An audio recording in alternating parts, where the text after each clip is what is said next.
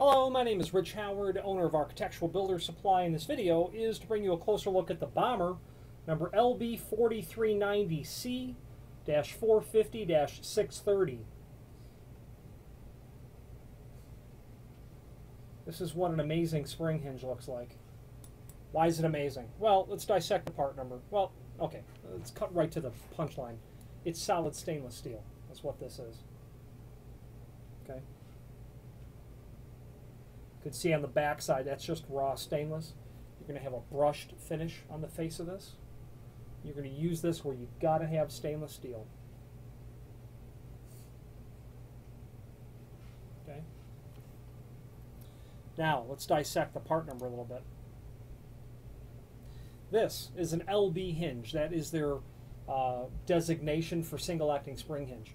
4390, that all conspires to mean a couple of things. It means that it is a template pattern on the screw holes. It means that it's a square corner and contract grade thickness. We'll go over that in a moment. It also means that it is a stainless base material as well. Okay, which separates it from other spring hinges, that 90 in the part number. The C, the 4390C, means it's contract grade. That means that the thickness of the leaf is 134 thousandths, and that's standard duty commercial. The 450 in the part number, that means that this hinge is 4.5 inches tall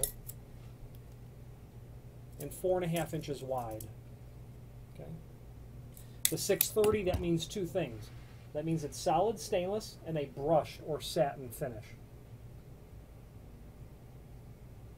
Okay.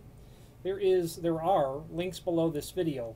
The first one is to a document called Template that shows all of the important dimensional properties of the hinge, everything. You can kind of make out there that this is a full mortise hinge, that when the leaves are brought parallel, they're meant to be mortised flush to the edge of the door and frame. But that template will tell you where the screw holes are located, okay? And that's important. If there's a concern that your screw holes in the door or your frame might not line up with this, you can determine that prior to purchasing the hinges. Leaf thickness, other dimensions are there.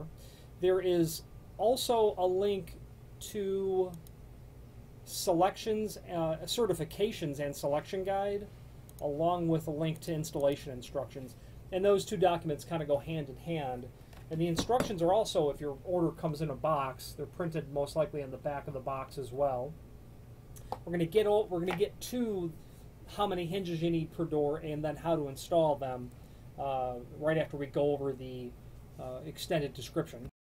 Now, looking at the extended description down below, indeed this is full mortise. You can see from the swag on the hinge leaves there. Contract grade, again, that's a reference to the 134 thousandths of an inch leaf thickness. This is ANSI and UL certified. And BHMA certified grade 1. That means 1,000,000 cycles this has been tested to.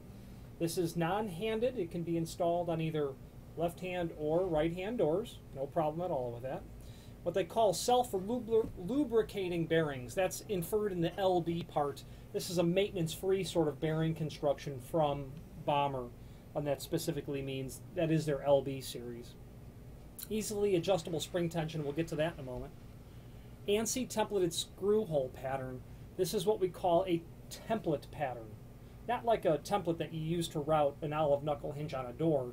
This is used to, the word template is used to define as the definition of the exact location of these screw holes. The mathematical relationship of these are known as template pattern, or the ANSI pattern. Made of solid stainless, square corners, 8 holes. Screws are included. That's going to get you half wood and all machine is what you're going to get with these. Even though the extended description calls out all wood and all machine, what's actually in this package is half wood and all machine, and that's typical. If you have a specific need for a screw package, like all wood, just indicate in the comment field, don't need any machine screws, send me all wood screws, or whatever the case might be. But all machine and half wood is typical. Recommended maximum door size is 3 foot by 7 foot. Now, let's go over the certification and hinge selection guide, which really is to say how many hinges should you use on a door. Well, that document lays it out pretty well there, although it lays it out perfectly, actually. So you're in the bottom third of that page. You're in the column of the 450 size, the 4.5, 4.5. Up to 115 pound doors, 2 spring hinges, 1 regular hinge, which really is going to define how many spring hinges you're going to use. 115 pounds is typical for doors. 150 pounds, well, you're dealing with something that's bigger than 3 foot by 7 foot or 16 gauge, that sort of thing. 150 pound door, all 3 spring hinges. With this, start in the middle, then go to the bottom, or the bottom, then the middle, and top would be the last hinge that you would use as a spring hinge. Or that top hinge should be a ball bearing hinge to complement these spring hinges. That vertical axis of pivoting is compatible with standard grade ball bearing hinges, is how you would mix and match those. So that's the range. I'm a fan of all spring hinges, and mostly when I review spring hinges from Bommer, the next thing I say is I'm a fan of all spring hinges, not for the obvious reason, because they're really not that expensive to begin with. That's not the case with a piece of solid stainless like this. They are expensive. So you're going to need to determine, well, that 2 hinges will do the job or 1 will do the job. Now, there is an advantage of all 3 spring hinges, and if you're on the borderline, you might as well just opt to the additional spring hinge. Now, the reasoning is this. The spring hinge needs to do a substantial job, and I'm not a fan of spring hinges to close the door. I think that should be done hydraulically. But a spring hinge, when you open the door, that's where you're storing all the energy inside the spring. So when the door is open at, let's say, 90 degrees, that stored energy needs to not only overcome the weight of the door, the air resistance of the door hitting all that air as it closes, the fact that it's at a standstill, it's at a 0 degree of motion. It has to overcome the friction of the latch bolt hitting the strike plate when it closes. And if it's a fire-rated door,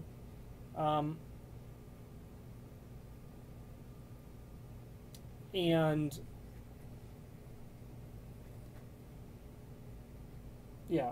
is a UL listed hinge. If it's a fire-rated door, you have 2 obligations. You have to not only self-close, but you have to self-latch. And if you don't have enough spring tension to get the door to reliably close every time, you don't technically have a fire-rated door anymore.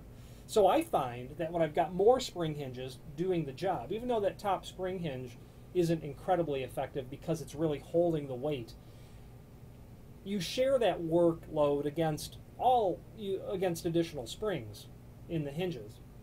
I liken it to a tugboat. They don't go very fast, but they can pull a lot of weight. That means you've got stored energy, torque that's in here, that when you get down to that critical last 15 degrees, you can have the door latching without it slamming, or have it latch without it not getting quite closed all the way. So I liken the ability of more spring hinges to a better predictable sort of control over the door. And if you have something like a common door, you might have a 20-unit building, or some sort of access that it's a common point of entrance for people. You'll have different conditions in the winter than you do in the summer. You'll have windows open in the winter and the air will race through and slam the door. In the winter, you've got the opposite condition. When you've got more spring hinges on the door, you can better control over an annual cycle of how you're having that door behave, because you've got more options with more spring hinges. Now, setting the tension. With every order that you place for a spring hinge, you're going to get 1 tension rod. It's just a piece of black steel. For every hinge that you order, you'll get a tension pin, which is this piece of silver steel. Well, anyway, this customer's order has, here's your pin right here. This client's order has 2 spring hinges on it, so there are 2 tension pins.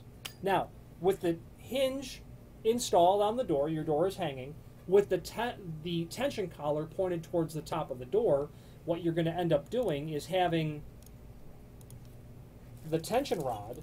You're going to insert that into the tension collar, into one of those holes, and turn it clockwise. And as you turn it clockwise, you reveal those new additional holes. Okay? And it's into one of those new additional holes that you insert a tension pin. And that's how you set the tension on your hinge. 3 holes maximum is what I understand that Bommer is going to recommend on this hinge. Okay, depending of course on the degree of opening. If you get to 180 degree or beyond 90, so if you get that spring hinge out to 180 or past 90, look at, you know, just maybe 3 holes of tension set on there. And then of course you can go to 4 if you're only going to 90. If you hear any creaking in the spring hinge, that's a telltale sign that there's some fatigue happening, or just how you're going to go about setting the tension on that.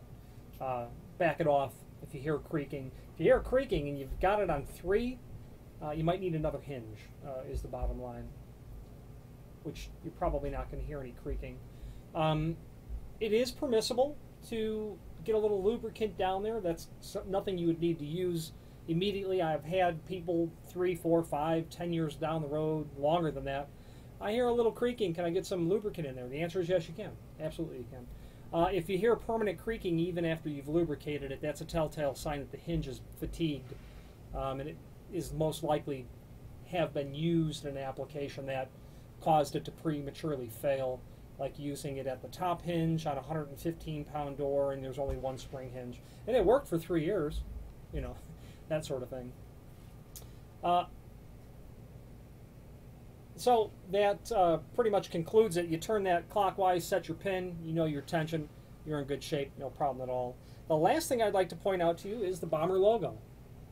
And right above it, it says Made in USA. That's a fact that Bommer is quite proud of, as am I to represent them. If you have any questions on the Bommer LB4390C-450-630 or any other Bommer product, please feel free to reach out to us. Thank you.